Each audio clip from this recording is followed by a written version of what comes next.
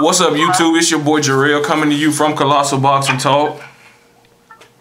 And this is also Smooth Cat coming with you from Colossal Boxing Talk. We here with two division champion Devin Alexander. How you doing today, champ? Three time. I had to correct you on that, my man. I'm sorry. Three-time world champion Devin Alexander. How you, man? Thanks for having me. I'm glad to be on your show. Oh, thanks for taking the time out. First question is, I wanted to know, how would you grade your last performance with Jesus Soto Karass? You were very impressive in that fight, but from the man himself, how would you grade your performance in that fight? Well, you know, like I've been saying my whole career, I'm my own worst critic, and it was a good solid performance for me. And I showed people that I can be versatile in that fight. You know, I can box, I can stand there, and I can stand toe to toe, and I show people that I got power. So I rate myself for seeing that fight because, you know, I'm always trying to improve my game, improve, you know, on what I can do better. So I say see. All right, tough critic. That's always great to hear when a fighter of your caliber is always looking to improve and you know, increase, you know, their talents. Second question is, we wanted to know, you know, when are you scheduled to return? I've been hearing that you're scheduled to return sometime in November. Could you confirm a date? Well, I can't confirm a date not right now as of this point, but my team, Heyman and Kevin Cunningham is working hard to see what the best fit is for me. With the next generation that's coming up, man, we want to make sure that, you know, it's the right move at the right time, and we want to make sure that it makes sense. So, you guys know me, I'll fight anybody. I want the top-notch guys, and we'll see if they want to fight me. But I never back down from a challenge, so we're still working on a date. It's looking like end of November, early December. First will be December. So we'll see. Okay, we're looking forward to that. Okay, Devin. Now let me ask a quick question because I've been hearing a few rumors that Keith Thurman is a potential opponent. Can you confirm that, or is he just one of the many guys who you guys are considering? Well, I cannot confirm that, but I am. You know, that is a possibility that I'm hearing. American is a possibility too, and I'm hearing a few other guys that they was talking about putting out there, but we just gotta see. You know, a lot of guys say they want to fight the best, but when it comes down to actually doing it, they say, let me take this fight instead, or let me take a soft touch before I fight, you know, an elite fighter or whatever. Well, it doesn't matter to me. I'm stepping out with anybody. So there's a few names out there. We'll just see if they take the fight, like I said. All right. To piggyback off of that last response, like you said, and like we all know, boxing fans around the world, you are a guy that's been known to fight anybody. My question is, would you like to avenge any of your losses, or are you just looking forward to just moving on and just with a clean slate against, you know, elite competition? I would definitely like to avenge my losses because those two losses don't define who Devin Alexander the Great is. It doesn't define who I really am as a fighter, my skill level, and all that. So I'm gonna beat some top level guys, and my two losses came from, you know, me taking them lightly or me, you know, not following the game plan and doing it the right way. You know. Like for instance, Sean Porter, the game plan was to keep the jab out there, kind of like what Kell Brook was supposed to do, but I didn't. You know, I took Sean Porter lightly. I beat him in amateur. You know, I beat him pretty easy. You know, always. You know, I thought it was gonna be the same thing, cakewalk. You know, but you know, I'm making any excuses. You know, he came in prepared and he got the victory, but it doesn't define me. I bet you if we were to fight again, it would be a totally different story. Okay, I agree with that. Speaking of Sean Porter and Kell Brook, what were your thoughts on that fight, and were you shocked by the outcome and Kell Brook defeating Sean Porter the way he did? Well, I'm not surprised. I'm not surprised at all. I'm not surprised at all because even though he beat me, I always thought that his skills was limited. He's like a Timothy Bradley. He comes forward, comes in with his head. He's all over the board. No finesse about it. He just tough. He's a tough guy. He likes to come in and smother you and do all type of things to you. So I didn't see him lasting too long anyway. I felt that Kell was going to be smart enough, too smart for him to handle it. And it was a good fight, but I thought Kell pulled it off. Okay. What are your thoughts on Kell Brook? Because we all know you and him were supposed to fight 3 times, if I'm not mistaken, and for whatever reason, injuries and whatnot prevented y'all from stepping in the ring. But what are your thoughts on him as a fighter? And is that a fight you're looking to pursue maybe sometime next year? Yeah, Kell Brook's a good, solid fighter. But you can tell he's in the ring. He still tells that he needs work. Champion, but I definitely love that fight. It seems to me that when it comes to fighting me or when it all boils down, people tend to hesitate.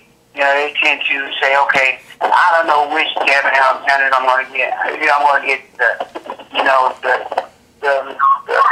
boxer, or am I going to get the off-stage Devin Alexander? So you really don't know what you're going to get from Devin Alexander. And I think a lot of fighters, that's how they look at it. They're like, he's good. I know he's good, but I just don't know what I'm going to get. So they skeptical about fighting me. So we'll see. But I would love to fight Kell. I would love to, take that belt off from him. I didn't see anything special. All he did was he did stick to his game plan, which is something I didn't do. I didn't stick to the game plan like I was supposed to. I was supposed to shot for it out with my jab. I was supposed to, work on the game plan. I didn't follow it. So, and Kell Brook did, and that's how he got the victory. But I would love to fight him. And that's a fight fans would love to see. Michael, you got anything you want to ask him? Okay. Now with the recent Mayweather's victory over Maidana, a lot of people feel that Mayweather in a rematch used similar tactics that you used to be able to defeat Maidana. Do you feel Mayweather? Do you feel he took a page out of your book, or do you just feel that those were just his adjustments? Well, I'm pretty sure. Like I said, they thought Medina was going to be a cakewalk. Floyd, and I could tell the way his dad was talking that it's going to be a cakewalk. And Medina's not that type of guy that you can take lightly. You got to be smart. You got to be aggressive. You got to be able to take a punch, and you got to be able to see everything he's doing and capitalize on it. And that's what Floyd didn't do. That's what he didn't do, and you saw the result of that. They thought it was going to be easy. Just because I made it look easy, he thought it was going to be easy. So, that's what happened. And I think he did go to the second fight and, looked at my how I beat him. I know he was wondering, man, how did he beat him so easy? I followed the game plan. We had a game plan. We knew he was going to come forward, and so that's the only way he fights. So we knew that, and just be smart and got the victory. And I know Floyd was thinking like, how do you beat it? I know he took a page out of my book, which is fine. That's fine, but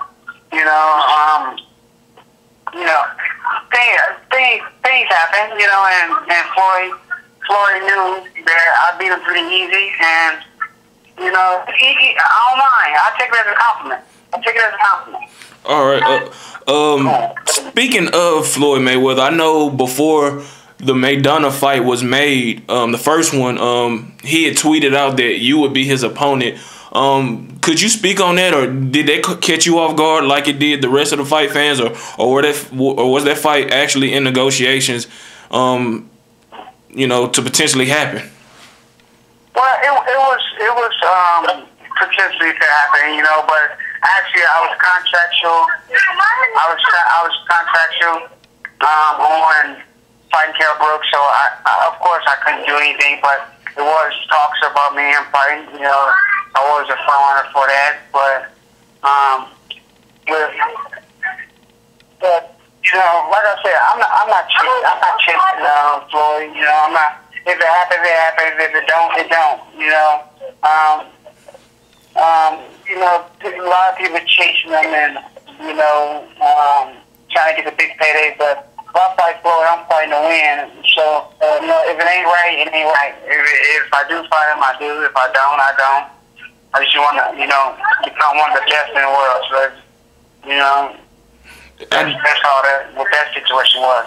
I definitely agree with that. A lot of fighters do seem to now I don't want to say sell their soul to fight them, but they really do just are willing to do anything to get in the ring with them and anything but come to win. Come fight night. But I think that you definitely would give him problems because you're a talented fighter, one of my favorite fighters. Being honest and you are an elite guy. So this is the thing.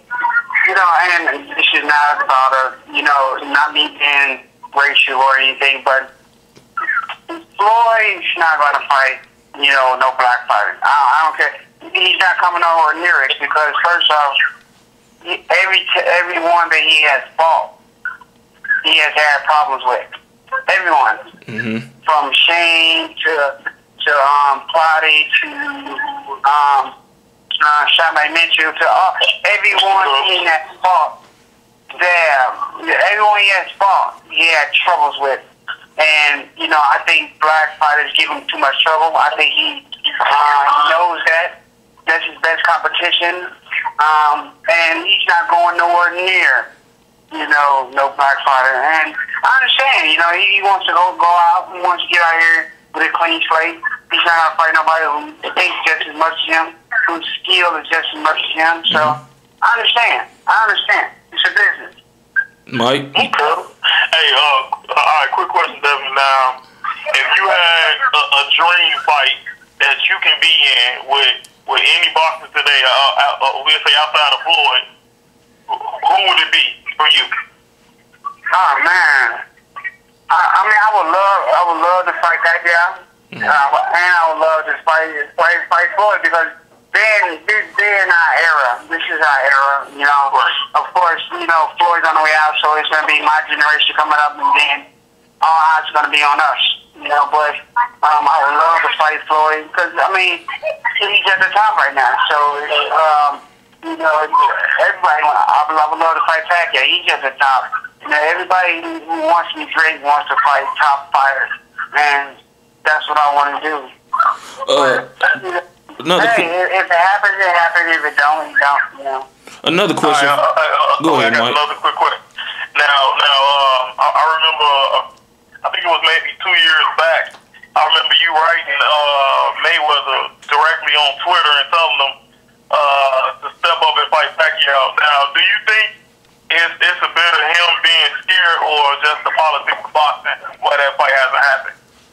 Well, it's kind of political and kind of let me say this.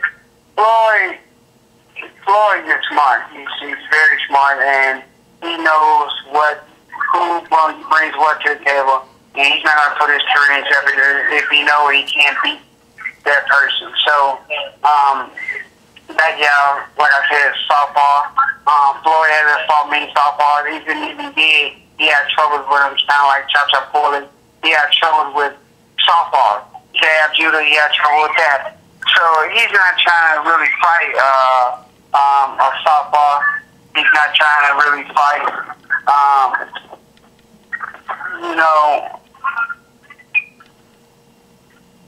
hold on for a second, okay?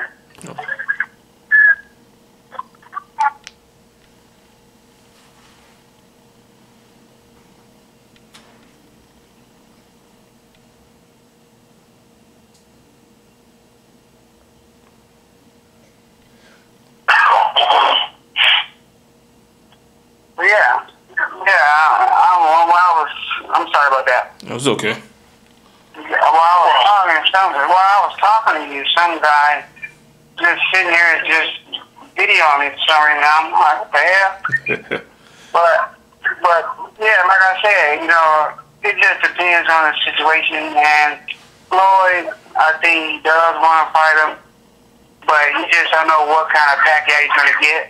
And you know, I think Pacquiao wants to fight. It's just politics, and everybody wants power over everything. Power. You know, everybody wants to more money, more this, more that. A lot of excuses being made. For me personally, I'm tired of hearing about it, actually. So we right along with you. We right along with you on that. Yes, indeed. I think Nassim Richardson quoted it best. Hey, he said, I ain't never waited that long on a woman, so why would I wait that long on a fight? Right. Exactly. I mean, if you're a fight or you don't. If you don't, oh well. Okay, that's fine. Hey, Devin, another question. I got a few more before we let you go. Speaking of your willingness to fight, you and Tim Bradley, you know, definitely, and Manny Pacquiao definitely come to mind as guys that's willing to fight and not wait around for a Floyd Mayweather fight or, you know, a Pacquiao fight. What are your thoughts on fighters, you know, like Amir Khan and other guys, you know, not throwing him under the bus, like willing to, you know, put their career on hold for a potential fight with a Mayweather or a Pacquiao? Why can't more fighters be like you and the Bradleys of the world, Pacquiaos and Thurmans, just willing to fight any and everybody to earn that spot? What are your thoughts on that? Well, you know, you got a lot of fighters that think they can get to the top, but they want to take the easy way out. You can't. There's no easy way out. You have to take the hard way. And a lot of people seem to think that no great fighter has took the easy way out. No great fighter. And a lot of people want, you know, they want $1 million for a bomb. They want to fight the least, you know, threat for the most money. You know, boxing has changed nowadays. You know, back in the day, everybody fought everybody. There wasn't no ducking. You know, if you talked about me, if you talk crazy to me, I want to fight you. And so forth and so forth. And that's how I used to look at that. That's how I used to take my career. That's how I looked at it when I was growing up. Fight anybody. It doesn't matter who it is, what you got, how many titles you got, how many knockouts you got, how many wins you got. It doesn't matter. I'm going to fight you. So, you know, fighters like that, there's no fighters like that nowadays. It's either, you know, everybody trying to get over and use people for the least opponent they can get and get the most money, and you know everybody is without balls nowadays. All right, Mike, you got anything you want to ask him before we get it? Okay, now the young up and coming guys in the welterweight division, the Errol Spences, those type of guys. I mean, him as a fighter. Have you watched any of Errol Spence's fights? Are you like familiar with him?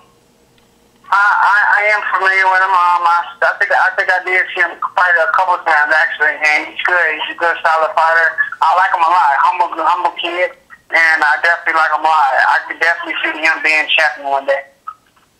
Okay. I told two of our Facebook friends that I would ask you if you could shout them out because they're two of your biggest fans. And Jovian Amado and Bethy B. So if you would, could you shout those two people out because they're big fans of yours? Okay, what was their name?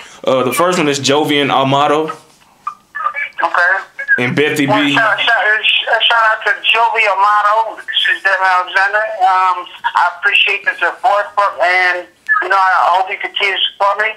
You know, if I ever meet you one day, I'll make sure we get acquainted. And then the second person was Bethy B. Bethy B? Bethy B. Okay, Bethy B. I definitely appreciate the support. Is that a girl?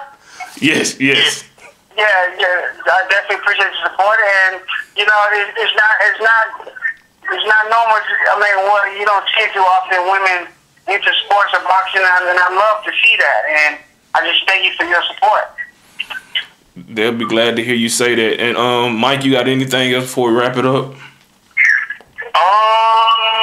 Well, I just want to thank you and also let you know that because I'm in the Midwest along with you. Just know I've been supporting you your whole career, and like I say, I'm hoping for nothing but good and great things to come from. So God bless and good luck with the rest of your career.